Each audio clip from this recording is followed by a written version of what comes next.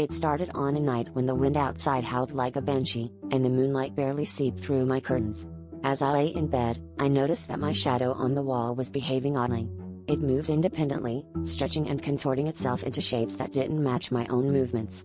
At first, I thought it was a trick of the light, but then it seemed to beckon me, as if it had something important to share. The air felt heavy, as though the room was holding its breath, waiting for me to respond. Unable to resist, I got up and approached the wall, my heart pounding in my chest. The shadow flickered and darted away, only to reappear on the opposite wall, forming strange symbols and gestures. I realized it was trying to communicate. Each symbol seemed to pulse with an ominous energy, as if they were alive, whispering secrets from a realm where no light dared to tread.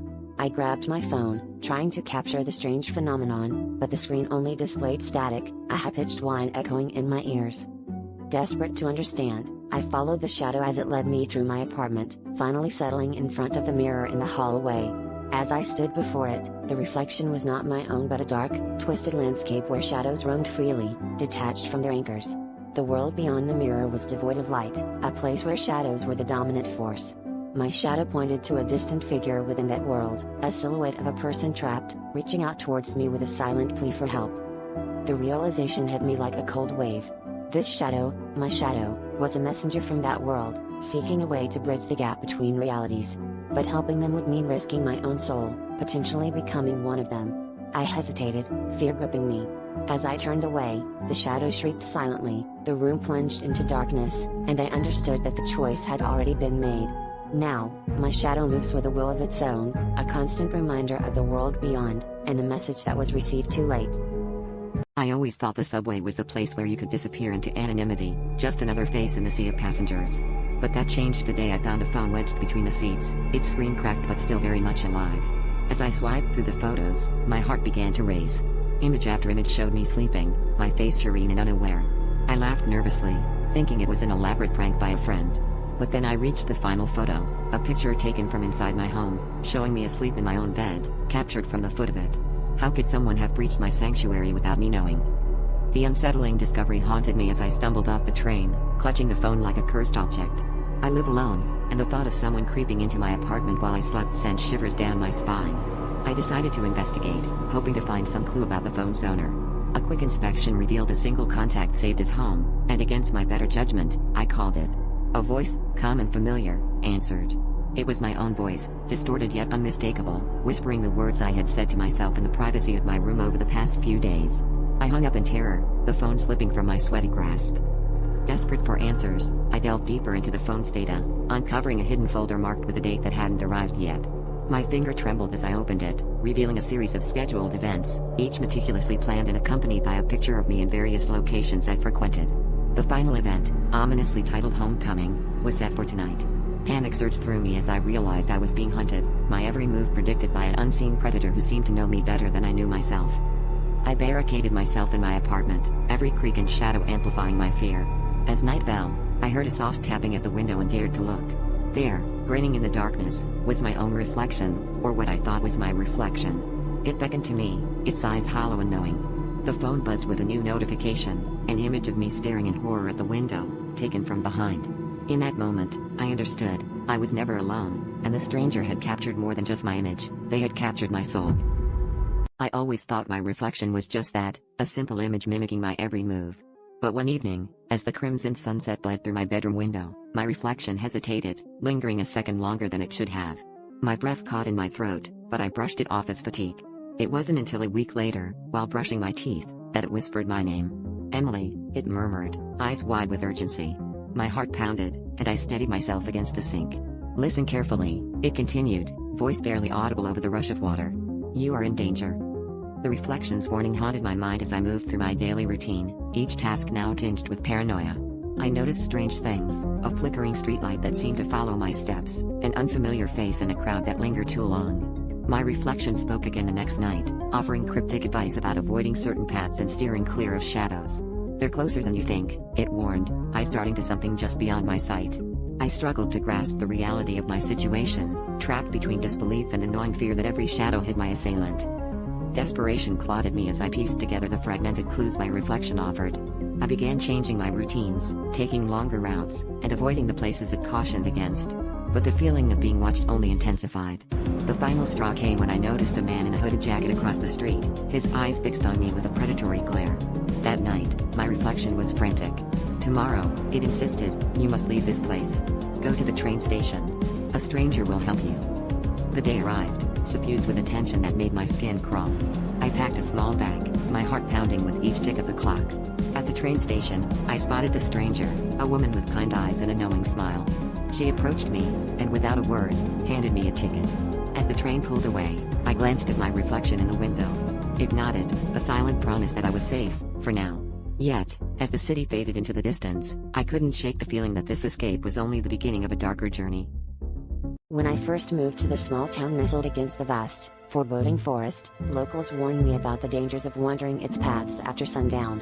I dismissed their tales as mere superstition, until the night I heard the trees whisper my name. It started as a faint rustle, indistinguishable from the wind, but soon became an eerie chant, luring me deeper into the woods. The moonlight barely pierced the canopy, casting ghostly shadows that danced with every step I took. As I ventured further, the whispers grew louder, more insistent, and I felt an inexplicable pull towards an ancient oak at the heart of the forest. Its gnarled branches reached out like skeletal fingers, and the ground beneath it was covered in strange symbols etched into the dirt. My heart pounded in my chest as a chilling realization washed over me. These were not mere whispers, but a summons. The forest wanted something, and it had chosen me to deliver it. Desperate to escape, I turned back, but the path had vanished, replaced by a dense thicket that seemed to close in on me. Panic surged as the whispers morphed into a cacophony of voices, each one telling a different story of those who had ventured here before and never returned. The trees swayed rhythmically, and I could feel their anger, their longing, as if they were alive and aware of my presence. My flashlight flickered, casting brief glimpses of shadowy figures lurking just beyond the trees. In a final, desperate act, I knelt and traced one of the symbols in the dirt, hoping to appease whatever force held me captive. The whispers ceased, replaced by an oppressive silence that hung heavily in the air. As I rose, the path reappeared, illuminated by the dim glow of my flashlight. I ran, never looking back, until I burst from the forest's edge, breathless and shaken. The town's lights were a beacon of safety, but as I reached them, I realized the truth. The forest had released me, but it had left its mark. The whispers had followed me home, and now they echo through my mind, a constant reminder of what lurks within those haunted woods. The night my life took a bizarre turn, I was alone in my cluttered basement, surrounded by the relics of my childhood. An old radio, covered in dust and cobwebs, sat neglected on a rickety shelf. It had been my sister's favorite, a relic from our shared past. Late into the night, as I sorted through boxes of memories, the radio crackled to life, broadcasting nothing but static. I dismissed it as a glitch until, through the noise, a voice whispered my name. It was unmistakably hers, soft and familiar, yet impossible. My heart raced as I leaned closer, caught between disbelief and the unsettling thrill of hearing her again. "What secrets have you kept?" the voice whispered, a chilling echo of a game we used to play as kids. I laughed nervously, trying to convince myself it was just a trick of the mind. But then it began recounting moments only she would know, my secret birthday wish, the hiding spot in the attic, the night we swore to keep each other's secrets forever. The air grew heavy as the static intensified, almost like it was breathing with me. Compelled by a force I couldn't resist, I found myself speaking back, asking questions, seeking answers. The voice revealed she wasn't alone, others were with her, whispering from beyond, urging her to share their stories. Each revelation felt like a weight being lifted, yet the more I learned, the more I realized how fragile the boundary between our worlds had become. The radio, once a cherished keepsake, now felt like a portal to the unknown, a bridge between the living and the dead. As the final act unfolded, the voice grew distant, replaced by a cacophony of whispers, all clamoring for my attention. My sister's voice broke through one last time, pleading with me to turn off the radio and never return to the basement. The static faded, leaving only silence, the weight of her warning hanging heavily in the air. Shaken, I turned away, feeling the chill of what could never be unseen. The basement door creaked shut behind me, sealing away the secrets of that night, and I vowed never to let curiosity lure me back into the depths of the unknown. Every morning, I wake up with a new tattoo inked into my skin, depicting fragments of my dreams from the night before. It started as a peculiar novelty, a strange quirk of my subconscious manifesting in ink. But the morning I woke to find my own face, twisted in terror, etched into my forearm, I knew something was horribly wrong. That's when I realized these weren't just dreams, they were warnings. The tattoos began as abstract shapes and symbols, each revealing a piece of the night's story. At first, they were benign, a field of flowers, a calm ocean, a lone bird. But gradually, the images grew darker, more sinister. A shadowy figure in the background, a looming silhouette creeping closer each night. I tried to ignore it, chalking it up to stress or an overactive imagination. But when I saw the close-up of my horrified face, I could no longer pretend it was harmless. Desperate for answers, I visited a tattoo artist who specialized in dream symbolism. She paled when she saw my arm, whispering about an ancient curse tied to dreams and foretelling doom. As she spoke, I felt a chill creeping up my spine, the room closing in around me. That night, I went to bed with a sense of dread, knowing I had to confront whatever nightmare awaited me. Sleep came reluctantly, pulling me into a swirling vortex of fear and confusion. When I awoke the next morning, I found the final tattoo stretched across my chest, a dark figure standing at the foot of my bed, its eyes like voids staring back at me. The room was cold, and the air felt heavy. I glanced around, heart pounding, and there it was, the figure from my dreams, silently watching. I was trapped, ensnared in a waking nightmare, where my only escape was to close my eyes and pray for a morning that might never come. Every night, as the clock strikes midnight, a voice that is unmistakably mine starts narrating the events of the following day. At first, it was a novelty, a curious trick of the mind. I listened to my own voice describe mundane tasks with eerie precision, the exact words my boss would say, the unexpected rain shower at lunch, even the forgotten anniversary that would spark a minor argument with my partner. But as the narration became more accurate, I began to dread what it might reveal about my future. Last night, the voice was different. It felt heavier, weighted with a sense of impending doom. Tomorrow, it whispered, you will find a note in your handwriting that you've never written. I woke up drenched in sweat, and as predicted, the note was there on my kitchen counter. It was a message to myself, scribbled frantically, do not go to the park. A chill ran down my spine. The park was where I often jogged to clear my mind, a place that held no threat, until now. Ignoring the warning felt impossible, yet curiosity gnawed at me. I needed to understand what was happening, to see if this cycle could be broken. Against my better judgment, I decided to go to the park, cautious and attentive.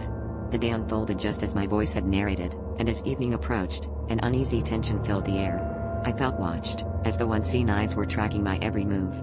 That's when I saw it, a shadowy figure at the edge of the park, standing impossibly still, as if waiting for me. As night fell, the voice returned, shaking with terror. Tomorrow, you will not return home. Panic set in, knowing the prophecy had never failed. My heart raced as I considered fleeing, but deep down, I knew it was futile. The voice had become my inescapable truth, and the park, once my sanctuary, now felt like a prison. I ran, but the shadows closed in, and with a final, chilling whisper, the voice faded into silence. I never believed in family curses until the night my inherited music box started playing its airy tune at 3 a.m. It was a delicately crafted antique, with intricate engravings that whispered of its age. At first, I thought it was just a quaint relic from my grandmother, a relic that somehow kept perfect time. But when it started whispering my name, I knew there was something far more sinister at play. Every night, the lullaby grew louder, and the whispers more insistent, as if the music box was trying to tell me something I desperately needed to understand. I began researching its origins, delving into my family's history with a sense of dread that tightened with every passing day. I discovered that the music box once belonged to a distant ancestor known for dabbling in dark arts.